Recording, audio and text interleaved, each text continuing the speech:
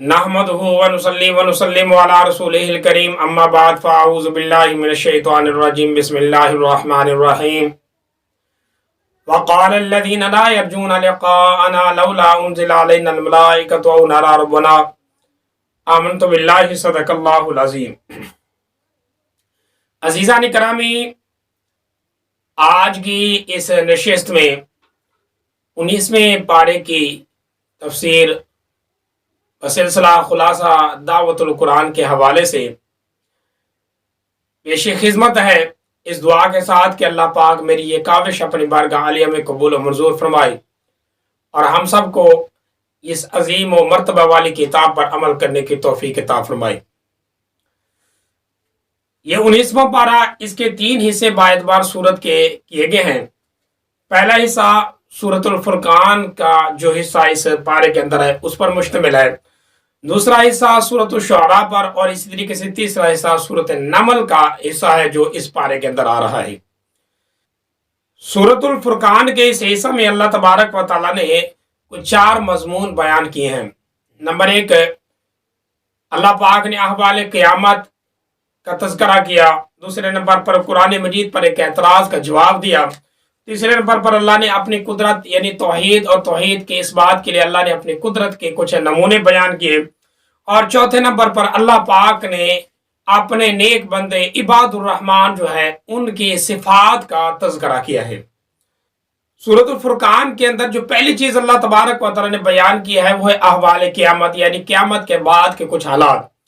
وقال الذين لا يرجون لقاءنا لولا انزل علينا الملائكة ونرى ربنا لقد استكبروا في انفسهم واتوا عتوا كبيرا۔ یہاں اللہ پاک نے مسلسل ایک جو صفحہ آ رہا ہے پہلا، اس کے اندر اللہ پاک نے کچھ احوال قیامت کا ہی تذکرہ کیا۔ اللہ نے فرمایا وہ بندے جو اللہ پاک کی ملاقات کا یقین نہیں رکھتے، امید نہیں رکھتے، یعنی وہی انسان جو کافر ہیں، اللہ پاک پر یقین نہیں رکھتے، تو وہ سمجھتے ہی نہیں تھے کہ مرنے کے بعد شاید اللہ پاک سے کوئی ملاقات بھی ہو سکتی ہے، یہ انکاری تھے۔ تو اللہ نے فرمایا یہ لوگ جب اپنی آنکھوں سے اللہ کے فرشتوں کو دیکھیں گے تو ان کو لگ خبر جائے گی، اس وقت ان کے حالات یہ ہوگی کہ اس وقت یہ عاجزی کے ساتھ کھڑے ہوں گے۔ لیکن اس سے پہلے اگر اللہ پاک یہ بات مان لیتے کہ اللہ پاک بڑا قادر مطلق ہے تو ان کے لیے اچھا ہوتا۔ اور اسی طریقے سے اللہ تبارک و تعالیٰ نے پھر جنت اور جہنم والے جو لوگ ہوں گے، یعنی جو نیک ہوں گے ان کا مقام، جو برے ہوں گے ان کا مقام، اللہ نے ارشاد فرمایا وَأَصْحَابُ الْجَنَّةِ يَوْمَئِذٍ خَيْرٌ مُسْتَقَرٌّ وَأَحْسَنُ مَقِيلًا۔ جو ہوں گے جنت والے وہ اس دن بڑی بہتر اور عمدہ مقام میں ہوں گے اور اعلیٰ ان کا مقام ہوگا۔ وَيَوْمَ تَشَقَّقُ السَّمَاءُ بِالْغَمَامِ وَنُزِّلَ الْمَلَائِكَةُ تَنزِيلًا۔ ان لوگوں کے لیے اللہ پاک آسمان کو بھی اللہ پاک ٹھنڈا بنا دے گا، اور اسی طریقے سے یہی لوگ ہیں جن کے لیے فرشتے بھی اللہ پاک کے رحمت کے ساتھ ان کے اوپر نازل ہوں گے۔ بہرحال یہ لوگ ہوں گے کچھ، اور ان کے مقابلے میں اللہ پاک نے فرمایا کہ وَيَوْمَ يَعَضُّ الظَّالِمُ عَلَىٰ يَدَيْهِ يَقُولُ يَا لَيْتَنِي اتَّخَذْتُ مَعَ الرَّسُولِ سَبِيلًا۔ کہ وہ جو کفار ہوں گے ان کی حالات کیا ہوگی کہ اس وقت وہ اپنے انگلیوں کو کاٹیں گے، اپنے اوپر افسوس کریں گے، اپنے قسمت پر افسوس کریں گے، اور انگلیوں کو کاٹیں گے غصے کی وجہ سے، اپنے ہاتھوں کو چبائیں گے۔ جیسے کہ عام طور پر ہوتا ہے کہ جب بندہ اپنی آپ پر غصے ہوتا ہے تو اپنے آپ کو کھاتا ہے، تو اسی طریقے سے اللہ نے فرمایا یہ اپنی انگلیوں کو، اپنے ہاتھوں کو کھائیں گے اور کہیں گے کہ کاش کہ ہم رسول کے ساتھ ہوتے، یعنی پیغمبر کی بات مان لیتے اور اپنے پیارے نبی کے ساتھ ہو جاتے تو آج حضور صلی اللہ علیہ وسلم کے ساتھ ان کا مرتبہ بھی اونچا ہوتا۔ اور دوسری چیز جو اللہ تبارک و تعالیٰ نے بیان کیا ہے وہ ہے حضور صلی اللہ علیہ وسلم کی سیرت، اور اس کے ضمن میں اللہ تبارک و تعالیٰ نے قرآن مجید پر ہونے والا ایک اعتراض، اور حضور صلی اللہ علیہ وسلم کا وہ جملہ جو قیامت میں آپ صلی اللہ علیہ وسلم کہیں گے، یا دنیا کے اندر جو حضور صلی اللہ علیہ وسلم نے اللہ سے التجا کی، وقال الرسول یا رب ان قوم اتخذوا هذا القرآن مہجورا، کہ اے میرے پروردگار، یا جو دنیا کے اندر یہ دعا ہو سکتی ہے کہ اے میرے پروردگار یہ میری قوم ہے جس نے تیرے قرآن کو جھٹلا دیا ہے، تیرے قرآن کا انہوں نے انکار کر دیا ہے۔ وَكَذَلِكَ جَعَلْنَا لِكُلِّ نَبِيٍّ، پھر اللہ پاک نے صبر دلایا اپنے پیارے نبی صلی اللہ علیہ وسلم کو، یعنی حضور صلی اللہ علیہ وسلم نے تو یہ آواز دی، اللہ یہ کیسے لوگ ہیں، کیسی تیری مخلوق ہے کہ تیرے عظمت والی کتاب قرآن مجید کا ہی انکار کر دیتے ہیں۔ تو اللہ نے فرما دیا کہ بے شک ایسا ہی ہے کہ آپ سے پہلے بھی جتنے انبیاء تھے ان کے بھی اسی طریقے سے دشمن تھے، اور کتابوں کو نہ ماننے والے ان کی قوموں میں بھی تھے۔ پھر اب کیا کہتے ہیں वकाल الذين كفروا लौला नुज़िल अलैहि القرآन जुमलतुन वाहिदा, कि ये जो कुफार हैं ये कहते हैं कि ये कुरान मजीद एक ही दफा क्यों नहीं नाजिल हुआ। यानी कुरान मजीद का जो कि नज़ूल है बड़े आसान तरीके से अल्लाह पाक ने किया है कि थोड़ा थोड़ा करके नाजिल किया है और इस कायनात को अल्लाह पाक ने सैराब किया है। लेकिन वो कहते हैं कि क्यों अल्लाह की किताब है तो फिर एक ही दफा क्यों नहीं आती, क्यों नहीं अल्लाह पाक ने एक ही दफा नाजिल फरमा दी। तो अल्लाह पाक ने फिर इनके इस सवाल पर गुज़श्ता कुछ किताबों के अल्लाह ने जवाब देकर उन्हीं को पेश कर दिया। अल्लाह ने फरमाया जरा गौर तो करो, मूसा अलैहिस्सलाम अल्लाह पाक से एक ही दफा तो किताब लेकर आए थे, तो तुमने क्या मूसा अलैहिस्सलाम की किताब उस तौरात को मान लिया था?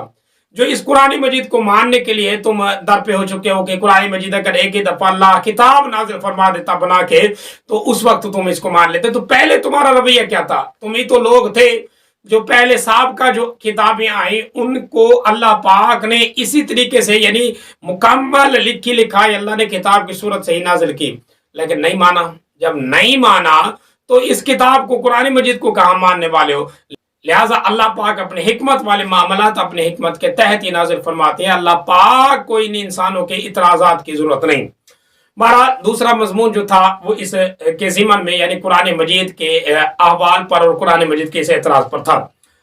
और तीसरी चीज जो अल्लाह तबारक व तआला ने बयान किया है वो है इस्बात तौहीद के ज़िमन में अल्लाह की कुदरत की निशानी। अल्लाह पाक ने फरमाया कि अलम तरा इला रब्बिका कैफ़ मद्द ज़िल्ला वलौ शाअ लजअलहु साकिरन। यहाँ से लेकर मुकम्मल एक जो रुकू आता है इस पूरे रुकू के अंदर अल्लाह पाक ने अपने शाहकार जो निशान है उनका तज़किरा किया है कि अल्लाह एक है। अल्लाह पाक जो है वो इतनी कुदरतों का मालिक है कि उसने तुम्हारे ऊपर साए किए बादलों के और तुम्हारे लिए जमीन बनाई। अल्लाह पाक ने तुम्हारे लिए बारिश के इंतजाम किए और पकीज़ा और साफ सुथरा पानी के इंतजाम किए और अल्लाह पाक ने रात और दिन के तख्लीक की। और इसी तरीके से अल्लाह पाक ने बहुत सारी मिसालें देकर अल्लाह पाक ने समझे कि समंदर को देखो, दो पानी आपस में नहीं मिलते, ये अल्लाह पाक की कुदरत की निशानी है। और तुम्हारे लिए अल्लाह पाक ने रिश्ते बना दिए, दमादी रिश्ते भी अल्लाह पाक ने, यानी तुम्हारी बेटियां थे तुम्हारे बेटे थे, अगर अल्लाह पाक इनके लिए अज़वाजी जिंदगियां और अज़वाजी रिश्ते ना बनाते तो तुम्हारी क्या जिंदगी होती। लिहाजा अल्लाह पाक ने ये भी रिश्ते तख्लीक कर दिए हैं और बड़े आसान तरीके से इंसान चला रहा है। बहरहाल इसी तरीके से अल्लाह तबारक व तआला ने मुकम्मल ये असूल और मुकम्मल जवाब अल्लाह पाक ने बयान कर दिया, अपनी कुदरत की सारी चीजें बयान कर दी। और फिर आखिर में अल्लाह पाक ने आयत शुक्र नाजिल फरमा दी, यानी सजदा की आयत नाजिल फरमा कर अल्लाह पाक ने इंसान को ये तंबीह की कि गोया कि अल्लाह पाक के बंदे बन जाओ, अल्लाह के आगे अपना सर झुका लो और तकब्बुर इस्तिकबार न करो, बल्कि अल्लाह पाक को अपना मालिक हकीकी समझ लो। और इसी तरीके से फिर अल्लाह तबारक व तआला ने आगे जो चौथा मजमून बयान किया है वो है इबादुर रहमान। खालिक कायनात ने इरशाद फरमाया व इबादुर रहमान अल्लज़ीना यमशूना अलल अर्ज़ि हौना, यानी कुछ ऐसे भी बंदे हैं जो अल्लाह के प्यारे और नेक बंदे हैं जिनका काम क्या है, सिर्फ अल्लाह पाक की बंदगी करना और अल्लाह पाक की इबादत करना। ये वो बंदे हैं, ये वो इंसान हैं जो अल्लाह के प्यारे बंदे हैं। फिर इनके आगे अल्लाह पाक ने सिफात भी बयान कर दी, तकरीबन कोई 14 सिफतें अल्लाह ने यहाँ इस सूरत के अंदर इबादुर रहमान की बयान की है। यानी अल्लाह के जो नेक बंदे हैं, ऐसे नहीं कि जिस बंदे ने अपना नाम अब्दुल्ला रख दिया, अब्दुर रहमान रख दिया, वो अल्लाह का बंदा हो गया। नहीं, अल्लाह के बंदे बनने के लिए, इबादुर रहमान बनने के लिए ये सिफात जो है इनका होना लाजमी है। और वो 14 सिफात कुछ इस तरीके से हैं। अल्लाह ने फरमाया इबादुर रहमान अल्लज़ीना यमशूना अलल अर्ज़ि हौना, पहली सिफात कि अल्लाह के जो बंदे हैं वो जमीन के अंदर आजिज़ी के साथ चलते हैं, तकब्बुर नहीं करते। वइज़ा ख़ातबहुमुल जाहिलूना क़ालू सलामा, दूसरी सिफात कि जब उनके साथ कुछ जाए, लड़ने लग जाए, झगड़ने लग जाए तो जहालत की वजह से उनका जवाब जहालत के साथ नहीं देते बल्कि सलाम करके एक तरफ हो जाते हैं। ये अल्लाह पाक के प्यारे बंदे हैं, ये अल्लाह पाक के नेक बंदे हैं। और तीसरी सिफत वल्लज़ीना यबीतूना लिरब्बिहिम सुज्जदन व क़ियामा, रातों को जो गुजारते हैं तो अल्लाह के सामने सजदा करते हुए क़याम करते हुए गुजारते हैं, यानी उनकी रातें भी अल्लाह पाक की इबादत के साथ होती हैं। ये अल्लाह पाक के नेक बंदों की क्वालिटी और नेक बंदों की सिफात है। और फिर इसी तरीके से चौथी सिफात वल्लज़ीना यक़ूलूना रब्बना अस्रिफ़ अन्ना अज़ाब जहन्नम इन्ना अज़ाबहा काना गरामा, कि वो लोग हमेशा अल्लाह पाक से इल्तिजा और दुआएं करते रहते हैं कि अल्लाह हम जहन्नम से पनाह मांगते हैं, वो जो जहन्नम तूने बनाई है अल्लाह उससे हमें बचा ले, यानी जहन्नम की माफ़ी और जहन्नम के पनाह की अल्लाह पाक से दुआएं और इल्तिजाएं करते रहते हैं। और फिर इसी तरीके से पांचवी जो सिफत है वल्लदीना इज़ा अनफ़क़ू लम युस्रिफ़ू व लम यक़्तुरू व कान बैन ज़ालिका क़वामा, कि अल्लाह के रास्ते में खर्च करते हैं 5 नंबर पर, और 6 नंबर पर लम यस्रिफ़ू, अल्लाह के रास्ते में फजूल खर्चियां नहीं करते, इसराफ नहीं करते।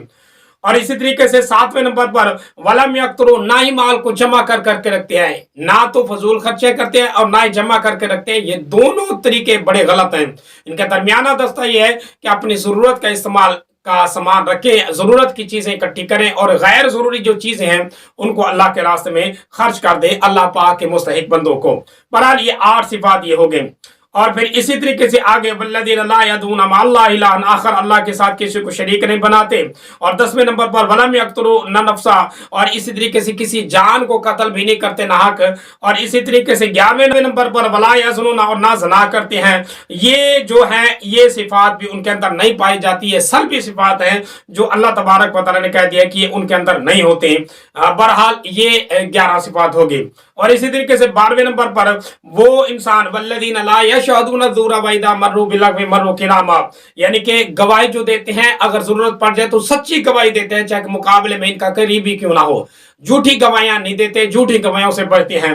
और इसी तरीके से 13वें नंबर पर व इज़ा मर्रू बिलग़वी मर्रू किरामा, जब गुजरती हैं बुरे कामों के पास से, बुरी मजलिसों के पास से, तो फिर वकार के साथ गुजर जाते हैं, यानी उनके साथ बुरे नहीं बन जाते बल्कि अपना वकार अपना ईमान बचाकर वहां से निकल जाते हैं। यहाँ ये बुरी मजलिसों से इज्तनाब का तरफ इशारा है।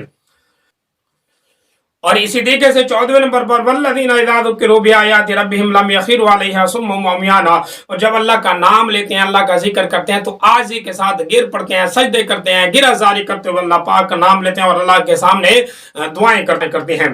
वल्लज़ीना यक़ूलूना रब्बना हब लना मिन अज़वाजिना व ज़ुर्रिय्यातिना क़ुर्रता अयुनिन वजअलना लिलमुत्तक़ीना इमामा। यहाँ 2 चीजें और बयान कर दी कि वो लोग हमेशा जब दुआएं करते हैं तो अपने लिए नेक बीवियां और नेक औलादों की दुआएं करते हैं, क्योंकि ये भी बहुत बड़ी नेमत है। यानी हमेशा अपने लिए अज़वाज और अपने घर वालों के लिए भी नेकी तलब करना, जिसे अपने लिए नेकी का तलब करते हैं, ये इनकी आरज़ू होती है। और अल्लाह पाक ने फिर आखिर में एक एजाजी इनाम नवाज से नवाजा, और अल्लाह पाक ने फिर आखिर में एजाजी नवाइना, और फिर मालिक के कायनात ने इनको आखिर में एजाजी इनाम से भी नवाजा है। अल्लाह ने फरमाया वजअलना लिलमुत्तक़ीना इमामा। ये जो सिफात जिस इंसान के अंदर होगी वही इंसान होंगे कि जिनको अल्लाह पाक बाकी लोगों के लिए मुत्तकी नेक इमाम बना देगा, यानी हादी और महदी बना देगा। ये अल्लाह तबारक व तआला की सिफात। और गोया के फिर अल्लाह तबारक व तआला ने तंबीह करते हुए आखिर में एक जुमला बड़ा कमाल का बयान किया है। और फिर आखिर में अल्लाह पाक ने आखिरी जो आयत इस सूरत के बयान किया है वो बड़ी कमाल की बयान की है। ये सिफात सारी बयान करने के बाद अल्लाह ने फरमाया कुल मा यअबउ बिकुम रब्बी लौला दुआउकुम फक़द कज़्ज़बतुम फसौफ़ यकूनु लिज़ामा, कि ऐ नबी सल्लल्लाहु अलैहि वसल्लम, गोया कि कहना तो हुज़ूर सल्लल्लाहु अलैहि वसल्लम को है लेकिन सुनाना पूरी उम्मतियों को है कि अगर आप इनकार करते, ना मांगते अल्लाह से दुआ, तो अल्लाह को क्या जरूरत थी। यानी ये जो सिफात थी, ये जो चीजें थी, अगर तुम ना मांगते अल्लाह पाक से तो अल्लाह को क्या जरूरत है कि तुम्हें दे, तुमने मांगी नहीं। तो गया कि इसकी तरफ इशारा है इंसान को कि हमेशा इंसान को अपना अल्लाह पाक का मोहताज और अल्लाह पाक का हाजतमंद बंदा बन के रहना चाहिए। हमेशा अल्लाह से इल्तिजाएं दुआएं करते रहना चाहिए, क्योंकि अल्लाह पाक मांगने वाले पर खुश होते हैं और ना मांगने वाले पर नाराज होते हैं। और फिर दूसरे नंबर पर जो आगे सूरत आ रही है वो सूरत शुअरा। इस सूरत के अंदर अल्लाह तबारक व तआला ने 3 चीजों को बयान किया है। सबसे पहले अल्लाह पाक ने तकरीबन कोई 7 अंबिया है उनकी सीरत का तज़किरा किया, और दूसरे नंबर पर अल्लाह पाक ने कुरान मजीद के बारे में कुछ अहकामात और कुछ कुरान मजीद की फजीलत का तज़किरा किया है। और इसी तरीके से तीसरे नंबर पर अल्लाह पाक ने शुअरा यानी कि वो लोग जो लाखों में पड़े हुए हैं उनकी मुसम्मत भी अल्लाह पाक ने बयान की है। पहली चीज अंबिया का तज़किरा, अल्लाह तबारक व तआला ने करीबन कोई 7 नबियों का बड़ी तफसील के साथ एक ही मफ़हूम अदा करते हुए अल्लाह ने जिक्र किया है। अल्लाह पाक ने शायद फरमाया वइज़ नादा रब्बुका मूसा अनित्तिल कौम ज़ालिमीन कौम फिरऔन अला तकुन, वो वक्त याद करो जब मूसा अलैहिस्सलाम ने अपने परवरदिगार को पुकारा और ये कहा कि ऐ मेरे परवरदिगार, जालिम कौम के गिर्द मुझे भेज दिया है, ये बड़ी जालिम कौम है। اور وہ کون کون سی تھی؟ قوم فرعون. یعنی مکمل حضرت موسیٰ علیہ السلام کا وہ ذکر، پوری سیرت اللہ پاک نے تقریباً کوئی 2-3 رکوع ہیں ان کے اندر بیان کر دی. وہ مکمل وہ واقعہ جادو والا اور جادوگر کے ساتھ مقابلے والا اور فرعون کا غضبناک ہونا، پھر فرعون کو غرق کرنا اور بنی اسرائیل کو حضرت موسیٰ علیہ السلام کے سپرد کر کے ان کو نجات دینا. مکمل یہ تفصیل طلب ایک واقعہ ہے جو اللہ پاک نے بیان کر دیا. اور پھر آگے حضرت ابراہیم علیہ السلام کا، اور خصوصی طور پر ابراہیم علیہ السلام کی وہ دعا جو حضرت ابراہیم علیہ السلام نے اپنے باپ کے لیے کی، میں خصوصی وہ عقائد جو ہر انسان کو اپنے پروردگار کے ساتھ رکھنے چاہیے. الذی خلقنی فہو یہدین. حضرت ابراہیم علیہ السلام نے فرمایا کہ بے شک میرے پروردگار تو ہی نے مجھے پیدا کیا ہے اور تو ہی مجھے سنبھالنے والا ہے. والذی هو یطعمنی ویسقین. اور بے شک تو ہی ہے جو مجھے کھلاتا ہے پلاتا ہے. واذا مرضت فهو یشفین. اور تو ہی مجھے بیمار کرتا ہے شفا دیتا ہے. والذی یمیتنی ثم یحیین. تو مجھے مارے گا پھر زندہ بھی تو ہی کرے گا. والذی اطمع ان یغفر لی خطیئتی یوم الدین. اور میں تیرے اوپر بھروسہ کرتا ہوں کہ بے شک تو ہی پروردگار ایسا ہے جو میرے گناہوں کو خطاؤں کو معاف فرمانے والا ہے. یہ کمال کی ایک دعا ہے جو حضرت ابراہیم علیہ السلام نے اللہ تبارک و تعالیٰ سے مانگی اور اللہ پاک نے قرآن مجید کا حصہ بنا کر مومنین کو ان کی طرف دعوت دی. اور پھر اسی طریقے سے آگے بھی اللہ تبارک و تعالیٰ نے حضرت نوح علیہ السلام کا ذکر کیا. اور بڑا کمال کا اسلوب ہے سورت کے اندر کہ ہر قصے کے شروع میں اللہ پاک نے ایک ہی مفہوم بیان کیا اور آخر میں بھی ایک ہی مفہوم اللہ نے ادا کیا ہے کہ کذبت سے شروع کیا. کذبت قوم نوح المرسلین اذ قال لهم اخوهم نوح لا تتقون. کہ قوم نوح نے حضرت نوح علیہ السلام کو جھٹلایا. وہ وقت یاد کریں جب ان کا بھائی نوح علیہ السلام ان کو پکار رہا تھا. یہاں بھائی سے مراد وہ مرتبے والا بھائی نہیں، کیونکہ انبیاء کا مرتبہ عام انسان سے اونچا ہے. نہ کسی انسان کا یہ عقیدہ ہونا چاہیے کہ وہ انبیاء کو اپنا بھائی کا درجہ دے اور اپنے بڑے بھائی کی طرح ان کو بنائے. نہیں، ایسا درجہ کسی کا نہیں ہو سکتا. انبیاء کا جو ذکر ہے، انبیاء کا جو منصب ہے، انبیاء کا جو شان و شوکت ہے، انبیاء کا جو جدہ ہے وہ بڑا اونچا ہے. اور مقام یہ جو ہمارے دنیاوی رشتے ہیں ان سے بالا تر ہے. لہٰذا جہاں مقام کی بات ہے تو انبیاء کا ذکر بہت اونچا ہے. لیکن یہاں پر یہ جو اخو کا ذکر لگایا گیا ہے، چونکہ یہ اللہ پاک کا کلام ہے تو یہ متانا اور اشارہ کرنا اس کی طرف کہ اللہ پاک یا نبی تم سے دور نہیں، تمہارے قریب ہیں، تم ان کے قریب ہو جاؤ، تمہیں اللہ کے قریب کر دیں گے. یہ کمال درجے کا ایک پوائنٹ ہے جو اللہ تبارک و تعالیٰ نے بیان کر دیا. اور ساتھ یہ بھی بتا دیا کہ اللہ کے جو انبیاء ہیں وہ بھی انسانوں کی طرح ہیں اور انسان ہی ہیں. لیکن انہوں نے جب اللہ پاک اتنی عبادت کر کے اللہ کے پیارے بن گئے ہیں تو تم کیوں نہیں بن سکتے؟ تم بھی اللہ کے پیارے بن سکتے ہو لیکن نبی نہیں بن سکتے. نبی خاص طور پر اللہ پاک کی طرف سے ایک وحی منصب ہے. کوئی عبادت کرنے سے نبی نہیں بن سکتا. بہرحال حضرت نوح علیہ السلام کا پھر واقعہ بیان کیا. پھر اس کے بعد حضرت ہود علیہ السلام کا، حضرت صالح علیہ السلام کا، اور پھر اسی طریقے سے حضرت لوط علیہ السلام کا اور حضرت شعیب علیہ السلام کا. یہ تقریباً کوئی 7 انبیاء ہیں جن کا تذکرہ اللہ تبارک و تعالیٰ نے اس سورت کے اندر کیا. اور پھر دوسرے نمبر پر اللہ پاک نے قرآن مجید کا ذکر کیا. وَإِنَّهُ لَتَنزِيلُ رَبِّ الْعَالَمِينَ نَزَلَ بِهِ الرُّوحُ الْأَمِينُ عَلَىٰ قَلْبِكَ لِتَكُونَ مِنَ الْمُنزِلِينَ بِلِسَانٍ عَرَبِيٍّ مُبِينٍ وَإِنَّهُ لَفِي زُبُرِ الْأَوَّلِينَ. یہ مکمل اللہ پاک نے قرآن مجید کی کچھ صفات کا تذکرہ کیا ہے کہ قرآن مجید اللہ کا کلام ہے. اس کے بعد اللہ نے جبرائیل علیہ السلام کے ذریعے سے نازل کیا. جبرائیل علیہ السلام نے پیارے نبی کے روح پر نازل کیا، یعنی آپ کے قلب معطر پر یہ قرآن مجید اتارا گیا. پھر حضور صلی اللہ علیہ وسلم کے واسطے سے یہ کتاب قرآن مجید اللہ پاک نے کتابی شکل بھی بنوائی. یہ بھی اللہ پاک کی طرف سے گویا کہ یہ اللہ کا کلام ہے، بر اللہ پاک اتنی صفات کے ساتھ اس کو نازل کیا. اور اسی طریقے سے تیسرے نمبر پر اللہ پاک نے پھر شعراء کی، یعنی کہ وہ لوگ جو خام خواہ کے دنیا کے اندر لغ و لغ اور عشق مشقی اشعار کے در پہ ہو چکے ہیں، ان کے اللہ نے مذمت کی. وہ شعراء یتبعهم الغاوون. یہ تو شعراء ہیں جو وادیوں میں گھوم رہے ہیں، یعنی ہر بری اچھی جگہ پر گھوم رہے ہیں اور اپنے آپ کو بڑا دیوانہ بنایا. حقیقت تو یہ ہے کہ انسان جو ہے وہ اللہ سے محبت کرے، لیکن جو اللہ کو چھوڑ کر پھر دنیا کی محبتوں میں پڑ جاتے ہیں تو ان کا پھر انجام یہی ہوتا ہے کہ یتبعهم الغاوون، وادیوں میں گھوم رہے ہیں. الم تر انہم فی کل وادی یحیمون. آپ نے دیکھا نہیں ہے کہ یہ ہر وادی کے اندر بڑے حیران پھر رہے ہوتے ہیں اور بڑے دیوانہ حالت میں پھر رہے ہوتے ہیں. وَأَنَّهُمْ يَقُولُونَ مَا لَا يَفْعَلُونَ. وہ باتیں کہتے ہیں جو کر نہیں سکتے. यानी इनके अगर नज़मों को देखें, इनके गानों को देखें, इनके अल्फाजों को देखें तो बड़े बड़े दावे होंगे, मैं चांद तोड़ दूंगा, मैं सूरज को तोड़ दूंगा, मैं आसमानों पर, मैं सितारे पर तुलू कर दूंगा, ये सारे दावे होंगे। मैं जमीन को खोद दूंगा, मैं पहाड़ों को खोद दूंगा, ये सारे दावे होंगे जो इनकी शुआरा और इनकी शायरों के अंदर घूमते हुए नजर आएंगे, लेकिन ये कर नहीं सकते क्योंकि ये कुदरत भी नहीं रखते। बहरहाल अल्लाह तबारक व तआला ने कुछ शुआरा की मुसम्मत भी बयान की। और फिर इसके बाद जो सूरत आ रही है वो है सूरत नमल। इसके अंदर अल्लाह तबारक व तआला ने कुछ अंबिया का तज़किरा किया है और कुछ उनके वाक़यात भी बयान किए। सबसे पहले हज़रत मूसा अलैहिस्सलाम का, और फिर उसके बाद हज़रत दाऊद अलैहिस्सलाम का जिक्र किया। फिर तफसील तलब हज़रत सुलेमान अलैहिस्सलाम का एक वाक़या बयान किया, जो सुलेमान अलैहिस्सलाम अपना तख्त लेकर गए, मुकम्मल एक तफसील के साथ। फिर इसके बाद मलका जो बिल्किस थी उसका और हज़रत सुलेमान अलैहिस्सलाम का वाक़या मुकम्मल तफसील तलब इस सूरत के अंदर आया हुआ है। और इसके अंदर फिर हजरत सुलेमान अलैहिस्सलाम के ज़िमन में वो चूंटी का विवाद बयान कर दिया, जिसके नाम से अल्लाह पाक ने सूरत का नाम भी चूंटी रखवाया, यानी नमल रखवाया कि जब हजरत सुलेमान अलैहिस्सलाम अपना लश्कर लेकर निकले तो चूंटी ने, जो सरदार चूंटी थी, उसने बाकी चूंटियों को कहा कि घुस जाओ अपने अपने बिलों के अंदर, ये लश्कर आ रहा है, कहीं तुम्हें अपने पाँव के नीचे दबो न दे, यानी अपने पाँव के नीचे तुम्हें रौंद न दे। तो चूंटियां जब भागी तो हजरत सुलेमान अलैहिस्सलाम ने ये माजरा सुनकर बड़े मुस्कुराए और अल्लाह तबारक व तआला का पैगाम सुनाया कि मैं किसी के ऊपर जुल्म करने वाला नहीं। और फिर सुलेमान अलैहिस्सलाम के साथ वो परिंदा हुदहुद था, उसका भी तज़किरा कि जब उसकी हाजिरी लगाई और ना पाया तो उसने मुकम्मल आकर वो स्टोरी सुनाई कि मैं गया था वहां जहां एक मलका थी जो बड़े तख्त पर बैठी हुई थी, उसका तख्त बड़ा शाहाना था। तो हजरत सुलेमान अलैहिस्सलाम ने पैगाम भेजा मलका की तरफ, वो खत जिसको अल्लाह तबारक व तआला ने इस सूरत के अंदर बयान किया कि इन्नहु मिन सुलैमान व इन्नहु बिस्मिल्लाहिर रहमानिर रहीम अल्लाह ताला अलैया बातुनी मुस्लिमीन। ये खत हजरत सुलैमान अलैहिस्सलाम ने लिखा और उस हुदहुद परिंदे को दिया। ये लेकर जब मलका बिल्किस के पास पहुंचा तो उसने ये खत पढ़ा और पढ़ने के बाद अपने जो उनके मुशीर थे उससे मशवरा किया कि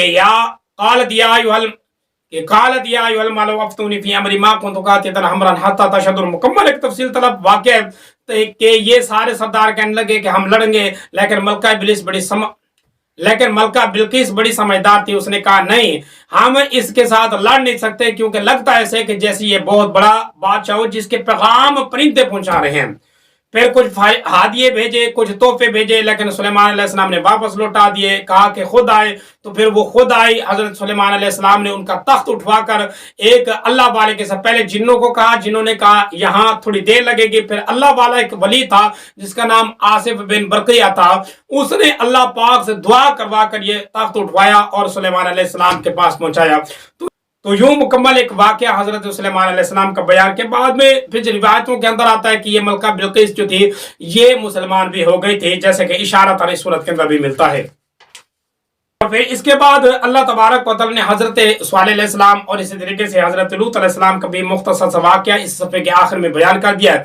और आखिरी आयत अल्लाह पाक ने इरशाद फरमाई, कुल अल्हम्दुलिल्लाहिल्लज़ी व सलामुन अला इबादिल्लज़ीना इस्तफ़ा अल्लाहु खैरुन अम्मा युश्रिकून, कि बेशक नबी सल्लल्लाहु अलैहि वसल्लम आप कह दो सारी तारीफें अल्लाह पाक ने, सारी सलामतें उस इंसान पर हैं, उन अल्लाह के बंदों पर हैं जो अल्लाह पाक को खास अल्लाह पाक की बंदगी के लिए मुंतखब कर देते हैं। और कहाँ है अल्लाह, कौन है बेहतर अल्लाह पाक के ज़ात से, अल्लाह के साथ जिसको शरीक बनाते हैं वो कितना मर्तबा रखते हैं। अल्लाह बेहतर है सब चीज़ों से और उन चीज़ों से खुसूसी जिनके साथ अल्लाह को शरीक बना रहे हैं। बहरहाल अल्लाह तबारक व तआला के साथ किसी को शरीक ना बनाए, यही अल्लाह पाक का हुक्म है। दुआ है अल्लाह अमल की तौफीक अता फरमाए। आमीन व आखिरु दावाना अनिल हम्दुलिल्लाहि रब्बिल आलमीन।